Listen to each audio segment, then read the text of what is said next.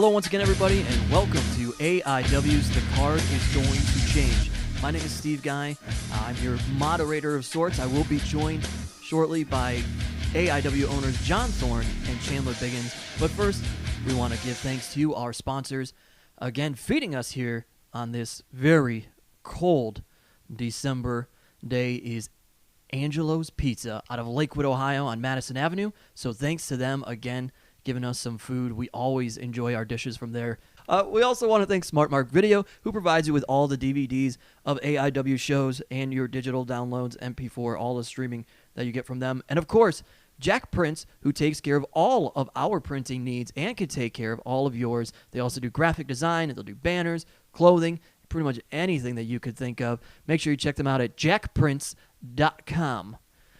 JAKPrints.com. That's right. And that voice you just heard was co-owner 1, Chandler Biggins. We also, as I said, are with co-owner 2, John Thorne. And where are we this week, Biggins? We're live from the studio apartment in Parma, Ohio. It's my studio apartment. I think it should be ours. I only have It's a studio apartment, but me and Steve Guy are moving in. There's not a lot of room in here. We're going to save some money, that's for sure. Are we gonna have to share a bed, headhunter style? That's fucked up, John. Me and you, promoter partners, sleeping in one bed. No, we got a problem, brother. It's fucked up, me and my brother. Man, that episode is just blowing up. By the way, It's last week's episode is very, very, very popular. It is a good one if you have It almost prompted us to give the one guy his big run. Oh yeah, there's been hefty talks about bringing headhunter Victor in for a hot singles run. If you haven't listened to that yet, we absolutely urge you to go back and listen to. It was a 2-part episode, but that's the second part of the Double Dare episodes that we did of The Card is Going to Change, recapping the tag team tournament that we had back in November and the fun that was had, I suppose, with the headhunters. I'm taking a sip of my Doors for the working man right now for the headhunters. Doers. You gotta work on that. So we'll get the jokes and the laughs Doers. out of the way at the moment. This week's episode is going to be more serious in nature, certainly. There is a topic that has been out in the internet world and the world in general here for the last few weeks. We have yet to hit on it here on The Card is Going to Change because we needed to make sure that we got that episode part 2 out to you. But John Thorne has already been on Fightful.com and responded himself. Chandler Biggins, being the other owner of AIW, certainly has not been able to respond yet. And so that is what we are doing on this episode today, folks. I am, of course, speaking of the situation that occurred between AIW and Matt Riddle. Well, there was a tweet when this was all going on, and I thought it was hilarious. They said they listened to John Thorne's interview about this, and they said he's the Danny Davis and I'm the Jim Cornette. And I thought that was one of my favorite tweets of all time. I would laugh so hard. Get ready, folks. This is going to be a Chandler Biggins heavy episode. Cause, lots of new words going to be used. Yeah, I say that the laughs will be very little, but maybe I'm wrong when I said that. Like Thorne is the one that, years ago I was the one that calmed him down. But then last couple of years, he's the one that calms me down. Okay, so before we get into it, I just want to reset the scene for folks. It's been a couple weeks. Going to recap things for some people. And for some people, this has just been all a bit broad, and they don't know much of what happened. But the way this began, there was a text message sent to John Thorne from Matt Riddle voicing his displeasure with the way he was booked in AIW, and also that, he did not think he was booked on the December 30th show coming up, the Jelly of the Month Club show, and then he asked to be removed from all future dates and bookings. From there, the AI Wrestling tweet went out that said, "We regret to inform you, Matt Riddle will no longer be appearing on 12/30 or any dates going forward, as he did not like how he was booked." After that, Matt Riddle then tweeted out, "Just want to apologize to all of my AI Wrestling fans. After texting with John Thorne AIW, we decided my future with hashtag AIW is over, hashtag King of Bros." And ultimately, I suppose things could have ended there. they did not. Not at all. Tweets kind of went everywhere, back and forth. Not gonna point fingers at anybody, and that's not what we're here to do. It's just to explain and talk about the situation. But then from there, Matt Riddle did go on a podcast that he's actually part of on Fightful.com and spoke to it. I believe they call it the Brocast. His is okay. There you go. His is called the Brocast, and these are things that have not been able. That Chandler Biggins has not been able to respond to mostly at this point. John did go on to Fightful's podcast after this and responded to the claims. Both of those are on their podcast network. They are. Both are on YouTube, and I think Thorne explained it very well. Him and I are going to explain kind of more in depth here. We promised people that we would talk about it on here, and obviously there's been a lot of requests to hear about it from our side. Yeah, we apologize to people that we're kind of done with the situation. We're not trying to beat a dead horse here, but yeah, we're not trying to rehash anything. People asked us to, this was a requested topic. And it wasn't just like one tweet. Like there was a ton of people going, we want to hear about it on your podcast. He even says in his podcast, I know they're going to talk about it on theirs. So right, and then that's kind of what prompted John to go on there first, which I think was fair.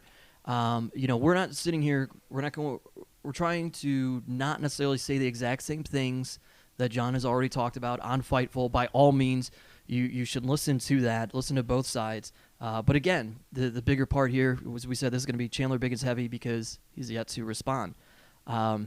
So for those of you who did not even watch Matt's portion of the podcast, the highlights there are he said it was a miscommunication, and it was his belief that he was asked back in August about certain dates from AIW, and he said that while he said yes to them, he still needed to check because he was free at the moment, and he would need to get back to AIW. Well, before you go read everything, I think we should respond Sure. and comment on every one. We'll start at the beginning. Matt Riddle is one of the it guys on the indies right now. We were very interested in booking him, especially because we were doing the MMA heavy Bloodsport show, which we did a podcast about that. We had Shayna Baszler, Dan Severn, and with his UFC background and his breaking into professional wrestling, we thought Matt Riddle was a perfect fit for that show. We put him against Louis Linden. Louis Linden is, like Thorne said on his Fightful podcast, Louis Linden is a locker room leader. He's been around probably a good decade. I think he debuted in AIW in 2006. He's had very few breaks in that time. Yeah, he's been, Louis Linden's a guy that's been with us.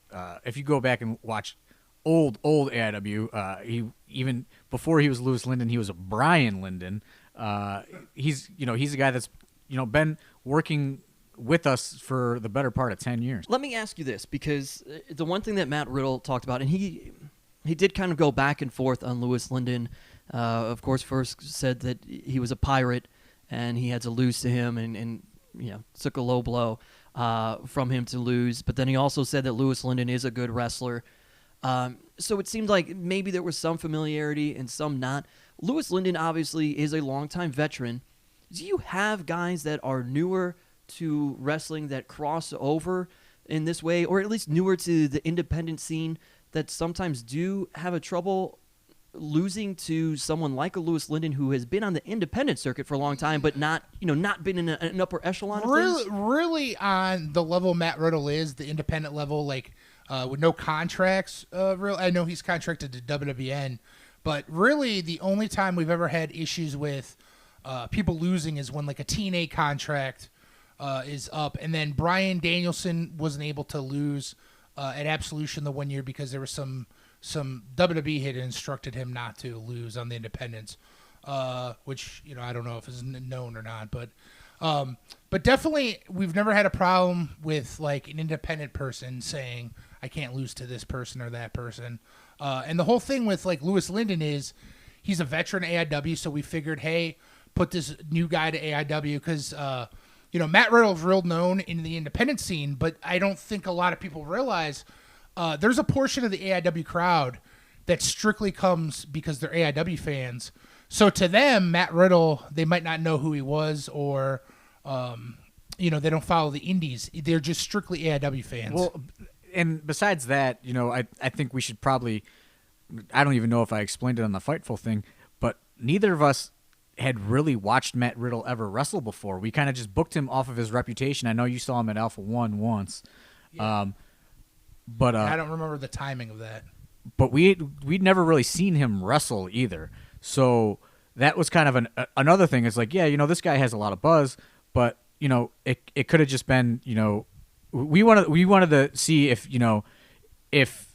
the hype was real or if the hype was not. You know what I mean? And like Louis Linden is a guy who I feel is one of the most technically sound independent wrestlers, in the United States. So it's like, and he's a guy that, we trust his opinion. He's been with us, like we said, for 10 years. So it's like, okay, Louis, like, go out there and work with this guy and, see what he has. Let's see if it's, if it's the real deal or, if he's just kind of being booked strongly elsewhere, sort of thing, which, he ultimately was his problem with AIW, not being booked strongly enough. But, it was kind of one of those things is like, let's send Louis Linden out there with him, and obviously it's his first night in. He's not going to come in hot and win everything. Oh, for sure. And the whole thing with the low blow is that didn't come from Thorne or I don't know where that came from. And I don't know if it was Louis Linden saying low blow or Riddle, but on the paper it just said Louis Linden over. So I don't know where the low blow came from. That wasn't a directive from us. And it actually got us a lot of internet heat because we had two matches back to back with low blow finishes. And we took the shit for that. We take the shit for that. But the Alex Daniels Michael Elgin match was supposed to have one. And then I don't know what happened with the Louis Linden Matt Riddle match. Yeah, because I think that's a big misconception, especially on the independent level, or maybe just with us. It's like, we don't really book specific finishes. We book these guys, kind of like, they're artists. They know what they do. It's just like, we'll pick who wins or loses or whatever. But it's kind of like, okay, now you guys go out there and you guys, you tell your story. Unless there's some sort of specific storyline, which there wasn't in this situation. It's just like, you guys go out there and, have a good match. Come up with the hottest finish you think. A wrestler is going to come up with a way hotter finish than two non-wrestlers. Yeah, and as someone, just to throw my 2 cents in here, as someone who has been in the locker room, who has seen the cards and seen anything in the inner workings here of AIW, the one thing I can say off of that is that show, in fact, did launch you guys into a very strong directive to start putting, hey, enough low blows. And that's something that became definitely a was hot a big topic issue. after the fact. So I think it's clear, maybe it's not clear to the general audience, but anybody who's within the AIW locker room, it's clear that that show, you guys weren't happy with that being the finish multiple times, and that was something you put forth We noticed forward. it that night, but then the internet exploded it with complaints and criticisms of it, and we took the shit for it, but it wasn't us. It was either one of those guys. Well, I guess kind of the moral of the story is maybe we were providing too much freedom to the talent to kind of come up with things, and it's that kind of, like you said, it kind of motivated us to get a little bit more hands-on with things, because two guys are not gonna go and check with 20 other talents that are booked to see if they're all doing the same thing. It's kind of Like the Wild West in some ways. Well, yeah, because guys show up late. Guys, they got to worry about what they're doing. They can't worry about the 8 other matches that are on the card that night. So one of the things, Biggins, that was mentioned, in reality, you were kind of the odd man out in this. John Thorne was specifically noted as the way he handled things, Matt not being necessarily a fan of him. Did you have any interactions yourself specifically, or is this just, as we've noted here before, there are certain guys that John works with to book, there's certain guys that you work with to book?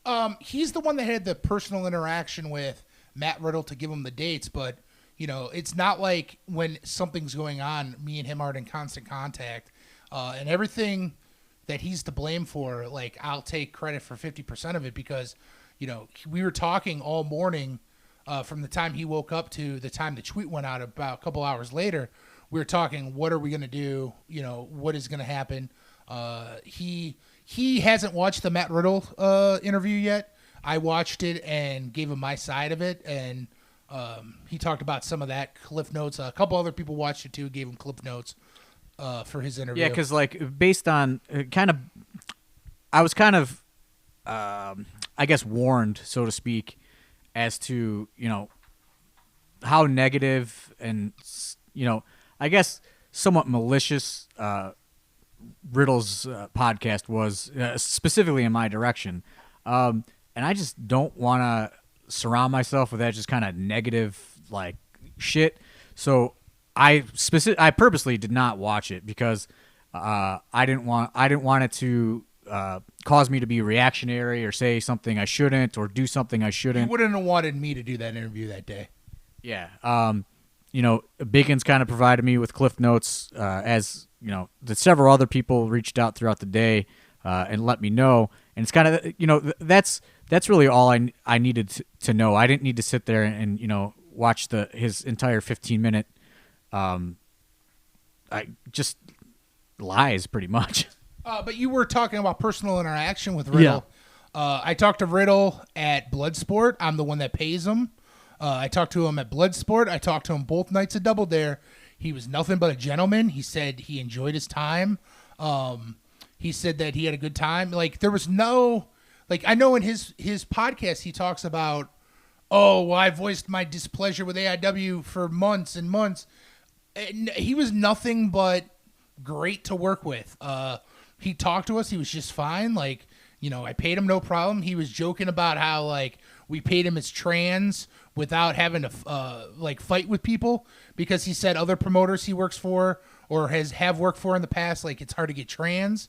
And then for him to go on the podcast and be like, well, they ripped me off on money and this and that, it was like I was more dumbfounded than mad because I didn't know where it was coming from. Well, and I think that's the one thing, sorry, John, that I want to point out there, because a lot of people don't know, but typically at the shows, Chandler, you're the one who handles taking care of everybody financially, so you can sit here and confirm, you know, if there was something he needed to be compensated for. Because if you haven't been to an AIW show, it works like this. Thorne is more like the behind-the-scenes guy. I'm like the back of the house, and he's the front of the house. Yeah, because I handle all the problems in the front. He handles all the problems in the back.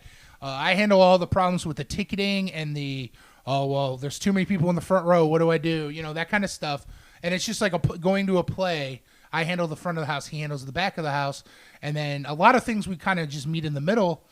And I handled financially him every time. And I reimbursed him on all his receipts. And then the thing with the receipts is you pay them the receipts and then you double it for the way home. And he was paid both times he worked for us, complete. And like the thing he said about us forcing him to pick up wrestlers, that was not part of our plan. That was him. I know Thorne talked about it on the Fightful podcast, but Hot Sauce Tracy Williams and Veda Scott were going to his show the next day, so they came in the car with him. That was not something, you know, we asked of them. We try to help the talent organize cars and stuff, but that was something we didn't have any handle in. 90% of the time, the talent handles their own business and just like clears it through us at the end. Yeah, like they, you know, they kind of all knew that they were going to the same place, so they, you know, they got in the car for the weekend together because they all had AIW and they all had Beyond Wrestling the next day. And I just want to kind of point out is, you know, Riddle kind of had this kind of vendetta against me or whatever, and I think as far as personal interaction goes, Biggins definitely had more interaction with him personally than I ever did. Because if I'm, you know, in the back, he never asked me really one question other than like, hey, I'm Matt. Hey, I'm John. Nice to finally meet you.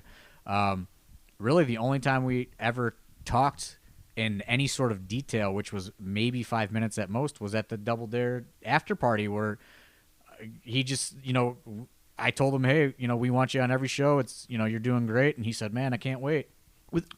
Without trying to, you know, speculate on who or where it came from, does it seem fair to say that perhaps some of that negative energy in his mind came from an outside source? Oh, 100%. From, I think from having dealt with you guys? I don't want to say that he was coached, but I definitely feel like some people may have We're in his ear. tried to push their agendas through him, so to speak. Sure. Not necessarily that he was coach, but if one or two people said something, I think sometimes perception is reality. I think some people maybe that we have potentially had some falling outs with in the past saw social media kind of blowing up and kind of said, "Hey, man, blah blah blah," and that kind of, I don't know, riled him up maybe. Well, and like him to say that we have 20 match shows, and our shows are too long, like that's been something that has been said by certain people that might have a problem with us in the past. But all the shows he worked were shorter shows. Well, and that's also something that I think, to your guys' credit, it was something that you were knowledgeable about, because even though the card wasn't necessarily long based upon how many matches there were, but historically AIW has at times ran very long shows. But I would say that 2016 has really been a huge It's step something forward. we were conscious of and we were trying to improve. Yeah. And we've cut a lot of the filler and tried to make it all killer. And the whole thing is, like Thorne was saying about people telling him maybe talking points or something like that. Like, oh, they have long shows. Complain about that. Like, Now, one of the things, of course, he brought up that was a big point of contention was the booking. And I don't want to touch necessarily too much on what he said about the booking, but in general, peeling back the curtain, have you guys had somebody come to you before saying, "Hey, look, I'm not happy with the way that this is being booked," and work something out? I think in any line of work or any profession or any kind of performance art, you're always going to have people that think they should be in better roles. I mean, that's just not every single person on the show could be the main event. And I think that a lot of times some people forget, like, if you're invited to do a show, that's us saying that we like are behind you. And a lot with the local guys, that was a problem. But like for a talent like him, you know, he's booked as like a super indie type guy to come in, and we were trying to make him a regular that would eventually lead to a big role. But like Thorne was saying, we're not going to bring a guy in hot when this is his first show. Do you think that some of that could have been, I mean, just looking at yourselves and moving towards the future, any other future talent that may come in brand new, is that something that you guys now, a few weeks removed, have looked at like, you know, maybe we could communicate this better with somebody in the future to the point of saying, you know, hey, look, man, this doesn't mean that we're not behind you, but this is just... I would say no, because, I mean, you know, the cat's out of the bag, man. Everyone knows wrestling is a work. It's Sure. it's a performance art. For sure. You know, to be mad about losing a fake sport is ridiculous. You know, like, you know, you were in, you know, a real combat sport. This is wrestling. This is how it works. It's not real. You know, like some people got to win, some people got to lose. And to say like we misused him by having him lose to Louis Linden, like it wasn't like we brought him in and he's losing to Dave the Potato. Louis Linden is one of our main guys, and he's practically been undefeated for the last 2 years. I mean, he's not he doesn't have a perfect record, but more than a majority of his matches, he wins. Well, Zack Sabre Jr. lost to Louis Linden. Exactly. And right, just the month not before, one problem. so. Zack Sabre says, when are you bringing me back? Yeah, and to go back on what you said about people coming to us or whatever, I would say that, you know, newer guys, no. Guys that we have a long-standing relationship with, they will come and they'll provide ideas, or they'll say, hey, you know, guys that are involved in, you know, for more or less stories or are working towards a storyline that are consistently there. Oh, absolutely. A lot of them will provide feedback or say, you know, what if we do it like this? Or it's kind of like a, you know, almost like a group brainstorming session. But a guy like Matt Riddle, who was, you know, coming in, you know, he essentially did three total shows, 2 events. He never said anything to us, which was what was kind of so bizarre to us, because and especially to bring up that he had multiple discussions with us of not liking his role.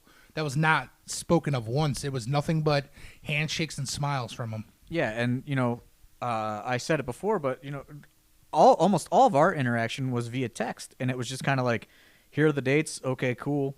And that's pretty much it. There was never any mention of any displeasure or it was always kind of like, hey, you know, I appreciate the work sort of thing. And to be going over in the tournament, it's funny because we actually had them winning the tournament But then he had backed out because he had a vacation in Vegas.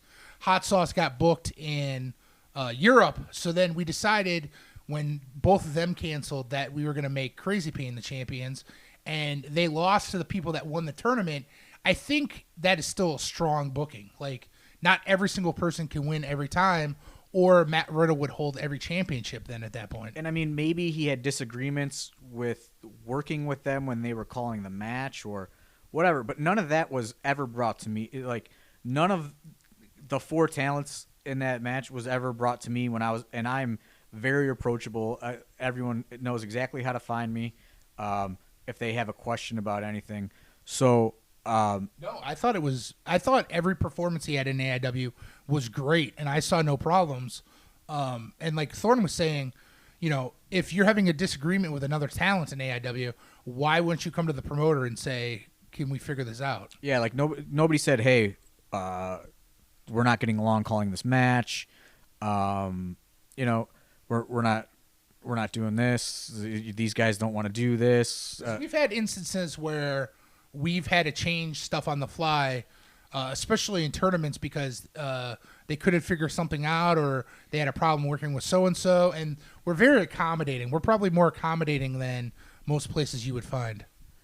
So to reset here for folks listening, and maybe some of you are fans of the Fightful podcast and are tuning into this here, this is an episode that our owners, John Thorne and Chandler Biggins, by no means is this to reopen any sort of can of worms, but it was felt that this was owed to the fans of AIW and the fans of the AIW podcast who only got some vague things. And this is definitely just to put the bookmark on it because, sure, you know, put a bow on it.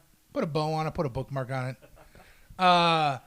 You know, Matt Riddle's going to be just fine without AIW. We'll be just fine without him.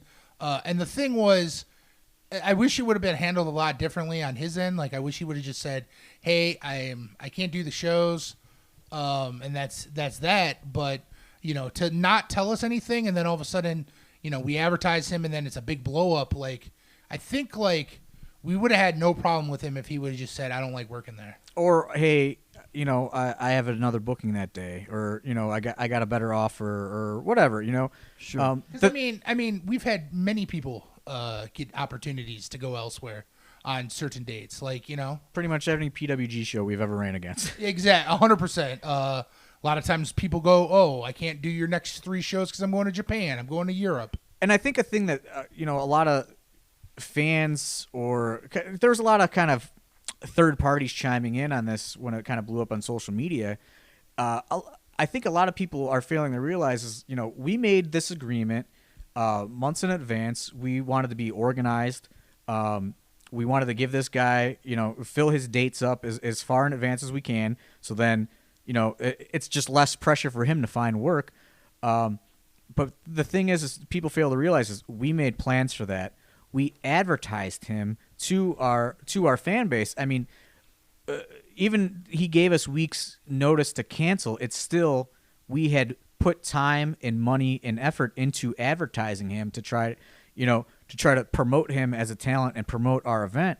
And ultimately it makes us look bad when we're pulling talent, basically. When somebody that we have been promoting is appearing, who is, you know, we don't deny he's a hot act in independent wrestling right now. You know, people want to see him wrestle.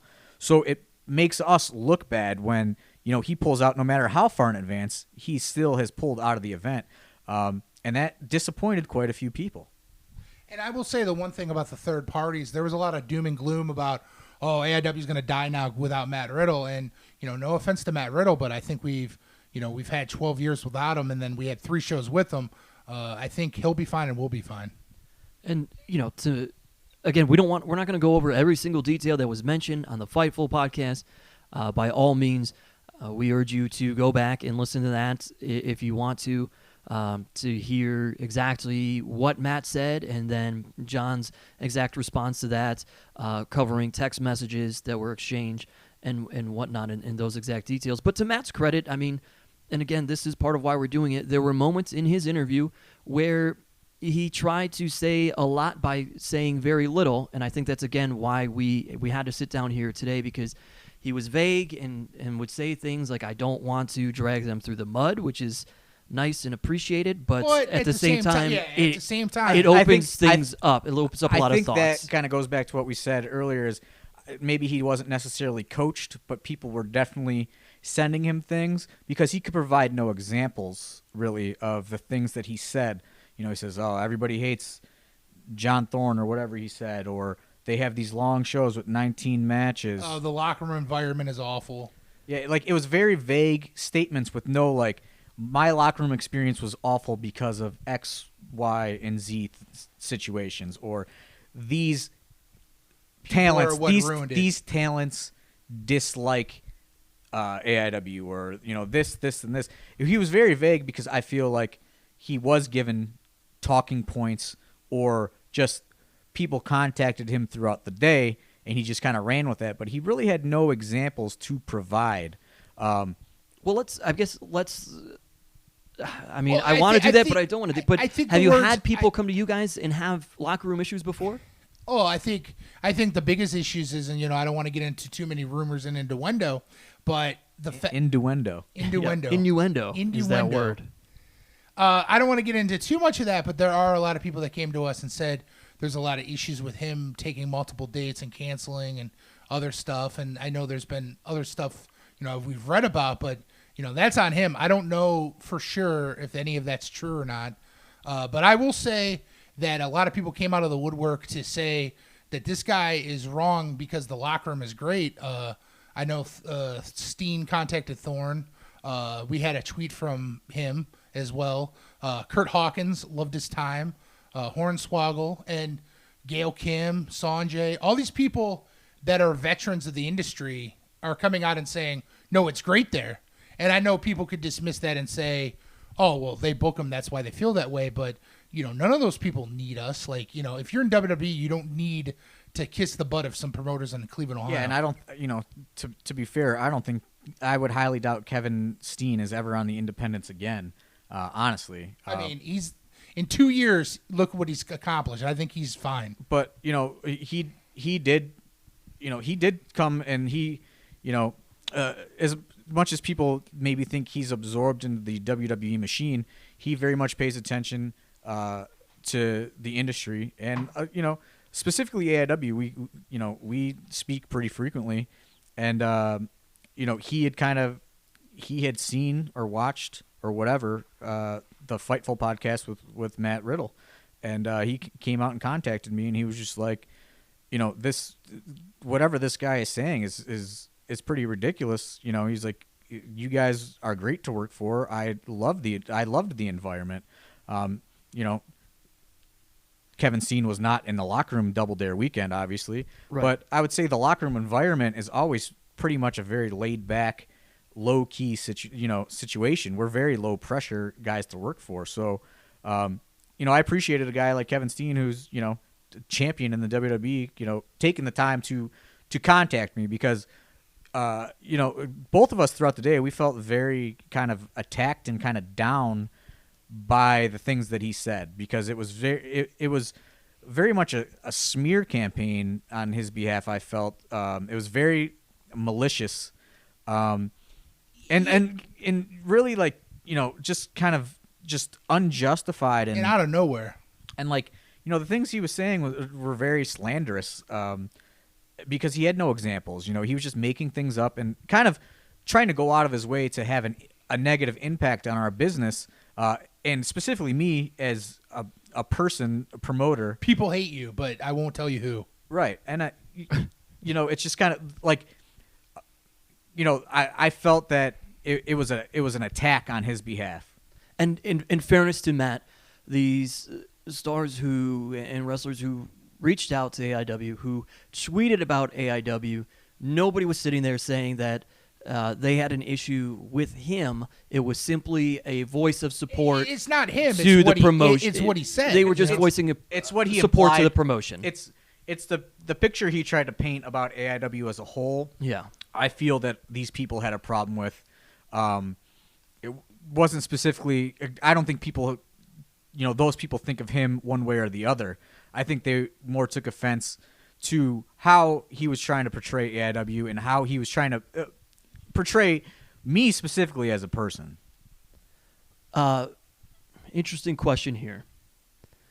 Because he was so vague in these interviews, and he didn't really cite the examples, would you ever welcome, not on a podcast, maybe like a closed door kind of, whether it's a text conversation, a phone call, actually you run into each other, him telling a us conversation what he meant? with Matt Riddle? I would love to know what he meant by all of it, because it's one thing to criticize us, it's another thing to give us constructive criticism. And, we've never had somebody 100%, oh, I love AIW. There's always, people that give us like, oh, man, you guys should maybe do this. And then we take that and we work with it. Like, people give us advice all the time and stuff. But just to say AIW sucks, I hated being there, well, that doesn't solve anything. If there was a problem, we could have worked with it and worked it out or whatever. Just criticism doesn't help anybody, where if it was constructive criticism, we could have worked on it. And it could be, correct me if I'm wrong, but it could be the situation where maybe some of these examples that he has that he didn't want to say, which is, again, in fairness to Matt, that was polite to not throw all of those things out there, because I think part of it, those could be unfounded rumors and things, but at least if you could hear them, rumors you could put and innuendo. You could put those things to bed with Matt. I honestly, it was just kind of like, I would love to know what his intent was throughout the whole process.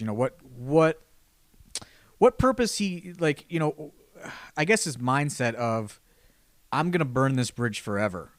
Drop a nuclear bomb on it. Like at 3 o'clock in the morning or 2 o'clock in the morning, whatever it was when he texted me, and it, like I said on the Fightful thing, it was pretty rude. What he said. That I didn't send it out publicly or whatever, but he was. And then I love how he got mad that Thorne didn't reply immediately, because he was in China and Thorne's in Cleveland, Ohio, USA. So then he got mad that Thorne didn't respond immediately at 2 a.m., which I thought was funny. Yeah, but like I said, it was pretty rude, and it wasn't a let's talk about this or let's change this. It was a statement that he sent. And that was one thing that people have said, like, oh, why didn't they work something out with them? Yeah, I don't think there was any work to. It wasn't up for discussion, as far as he was concerned. Obviously we were looking forward to working with him on a pretty consistent basis. We had given him all those dates all the way back in August before we even seen him really wrestle. And then we had offered him our entire 2017 schedule on top of that. Which, he never officially confirmed, but, we gave him those dates. It's like, here are all these dates. And he never said, when I sent him those dates, he never responded with, there's an issue, there's this, there's that. He didn't respond at all until he decided that he didn't want to do the December 30th booking. So to bring this whole chapter and thing to a close, we are a few weeks removed from it at this point. I'm not going to ask if, hey, do we ever see Matt Riddle working in AIW again? That could be a question that is, better suited for further down the road. I think the chances are slim to none, to be honest with you. Because we're not going to book somebody that doesn't want to be here. Yeah, that's kind of the thing. It's like, well, before I get to that final point, I guess that's fair though. There are some people who feel. And you can respect that if somebody says, well, his quote is the juice worth the squeeze. That happens sometimes in independent wrestling, correct? That happens in any job or sure. Anything where you make income.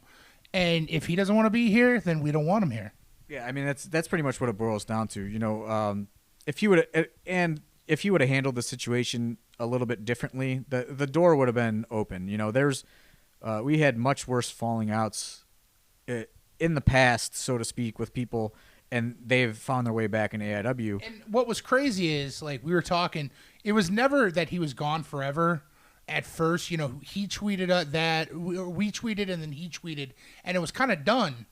And then, like, 3 hours later, this interview gets posted, and it's like, well, I set the bridge on fire. Well, now I just dropped a complete, tanker truck of gas on it. Sure. So, going back here, wrapping this up, kind of closing the door here on this chapter. You get a phone call today, a week from now. It's Matt Riddle, and he says, hey, man, this went down, how it went down, but can we at least talk it out? And that's not necessarily to book him in the future, but to communicate what some of these ambiguities were, and what he meant and the intent, so to speak, that what you guys said. Do you welcome that conversation, or do you say, nope, we're not even going to talk about it? I mean, we talked to him, but like, you know, it is what it is, I think. Yeah, I think kind of, you know, I would hear whatever his issue was, because like Biggins said, you know, we're not perfect. We're always looking for advice or things to improve on or things that we can do better. And sometimes we're so far in the bubble of AIW that maybe like, especially like, let's just toss a name out there. Like BJ Whitmer comes in and we have him in this match and he goes to us, well, what about doing it this way? Like Thorne was saying, we take input. So a lot of times like BJ will say something or, you know, Sanjay will be, oh, what? And not necessarily their own matches, but they'll be like, well, when Steve Guy does this, why doesn't he do this? You know what I mean? They may be a bit more aware of how these guys are perceived elsewhere. Or just right? in general, like, oh, this might work better. Okay. So we're totally open to feedback or, oh, I want to wrestle this guy or let's do this way. Like, we're totally open to take feedback from people. But him, it was just like very vague and really nothing we could work with to improve. Yeah, I mean, you know, if he wanted to explain himself or whatever, that would be fine. But I really don't see a working relationship developing again because it's just like the things that guy said and the damage he attempted to do to our overall business and perception publicly. You know, who knows, even still, what the impact of what he said is going to have on us going forward. And there are probably people that don't know us that his word is the gospel, so they think there is some horrible federation in Cleveland, Ohio that treats people like shit. You know, so I would say, you know, hey, if he wanted to talk civilly, that's great. As far as business goes, I would say probably not because, you know, he could have very well caused we don't know yet, but he could cause quite a bit of negative impact on our business going forward. And, you know, that's something that's really unforgivable from where we stand. Because we've put everything business first. Like, we've given up friendships. You know, Thorne just talked about his girlfriend. There's never been a time where we put anybody above the AIW business, and Matt Riddle's not going to be the exception. Well, folks, that's going to do it here for us on AIW's. The card is going to change for the owners of AIW, John Thorne and Chandler Biggins. My name's Steve, guys. Thank you for joining us, and this has been the conclusion to the chapter of AIW and Matt Riddle. ? You know, thanks. Now you got 2 fucking stolen lines every week.